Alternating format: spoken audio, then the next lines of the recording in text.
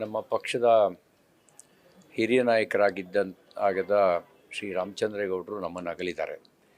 ರಾಮಚಂದ್ರೇಗೌಡರು ಕರ್ನಾಟಕದಲ್ಲಿ ಭಾರತೀಯ ಜನತಾ ಪಾರ್ಟಿಯ ಸಂಸ್ಥಾಪಕರಲ್ಲಿ ಅವರು ಕೂಡ ಒಬ್ಬರು. ಕರ್ನಾಟಕದಲ್ಲಿ ಅದಕ್ಕೆ ಪೂರ್ವದಲ್ಲೇ ಜನಸಂಘದ ಕಾರ್ಯಕರ್ತರಾಗಿ, ರಾಷ್ಟ್ರೀಯ ಸ್ವಯಂ ಸೇವಕ ಸಂಘದ ಸ್ವಯಂ ಸೇವಕರಾಗಿ, ಗೋವಾ ಮುಕ್ತಿ ಹೋರಾಟದಲ್ಲಿ ತನ್ನ ಯುವ ವಯಸ್ಸಿನಲ್ಲೇ ಪಾಲ್ಗೊಂಡು ರಾಷ್ಟ್ರೀಯ ವಿಚಾರಧಾರೆಗಳನ್ನು ತನ್ನ ಬದುಕಿನ ಉದ್ದಕ್ಕೂ ಅಳವಡಿಸ್ಕೊಂಡು ಬೆಂಗಳೂರು ಮಹಾನಗರ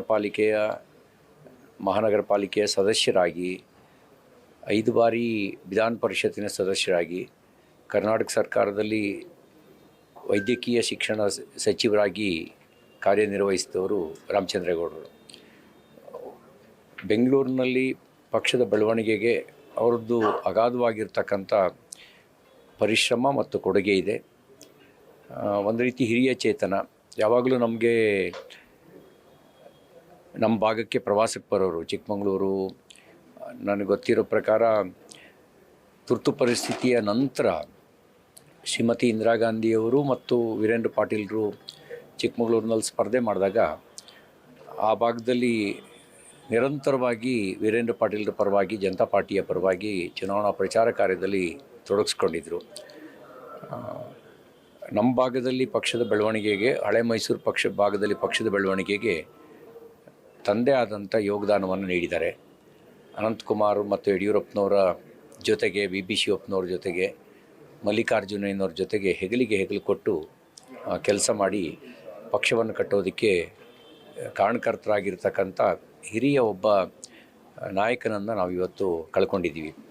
ಅವರು ಸರ್ಕಾರದ ಕುರಿತಾಗಿ ಟೀಕೆ ಮಾಡಬೇಕಾದ್ರೆ ಅವ್ರದ್ದೇ ಆದ ದಾಟಿಯಲ್ಲಿ ಸರ್ಕಾರವನ್ನು ಟೀಕೆ ಮಾಡೋರು. ಅವಾಗ ಹೇಳೋರು, ಒಂದು ಸಂಸ್ಕೃತ ಶ್ಲೋಕವನ್ನು ಉದಾಹರಿಸಿ ಹೇಳೋರು, ಅಶ್ವಂ ನೈವ ಗಜಂ ನೈವ ವ್ಯಾಘ್ರಂ ನೈವ ಚ ನೈವ ಚಃ ಅಜಾಪುತ್ರಂ ಬಲಿದ್ವಂದ್ವಂ ದೈವೋ ದುರ್ಬಲಘಾತಕಃ ಅಂತ ಹೇಳ್ತಾ ಅವತ್ತಿನ ಸಮಕಾಲೀನವಾಗಿದ್ದಂಥ ಸರ್ಕಾರವನ್ನು ಟೀಕೆ ಮಾಡ್ತಾ ಹೇಳೋರು, ಟಾಟಾ ನೈವ, ಬಿರ್ಲಾ ನೈವ, ಹೀಗೆ ಹೇಳ್ತಾ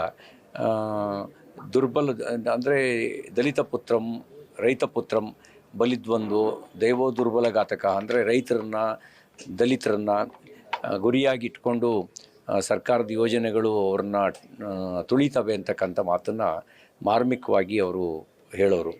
ಹಾಗೆ ನಿರಂತರ ಪ್ರವಾಸಗಳ ಮೂಲಕ ನಮ್ಮ ಪಕ್ಷವನ್ನು ಕಟ್ಟಿದಂಥ ಹಿರಿಯ ನಾಯಕ ರಾಮಚಂದ್ರೇಗೌಡರನ್ನ ನಾವಿವತ್ತು ಕಳ್ಕೊಂಡಿದ್ದೀವಿ. ಬಹುಶಃ ಒಬ್ಬ ಮಾರ್ಗದರ್ಶಕನನ್ನು, ನಮ್ಮ ಪಕ್ಷ ನಿಷ್ಠೆಯನ್ನು ಯಾವತ್ತೂ ಬಿಡದೇ ಇರತಕ್ಕಂಥ ಒಬ್ಬ ಶ್ರೇಷ್ಠ ರಾಜಕೀಯ ಸಂತ ನಮ್ಮನ್ನು ಅಗಲಿ ಹೋಗಿದ್ದಾರೆ. ಅವರ ಒಂದು ಅಗಲಿಕೆಯ ದುಃಖವನ್ನು ಭರಿಸ್ತಕ್ಕಂಥ ಶಕ್ತಿಯನ್ನು ಅವ್ರ ಕುಟುಂಬಕ್ಕೆ ಭಗವಂತ ದಯಪಾಲಿಸಲಿ, ಅವರ ಆತ್ಮಕ್ಕೆ ಸದ್ಗತಿ ದೊರಕಲಿ ಅಂಥೇಳಿ ನಾನು ಭಗವಂತನಲ್ಲಿ ಪ್ರಾರ್ಥಿಸ್ತೇನೆ.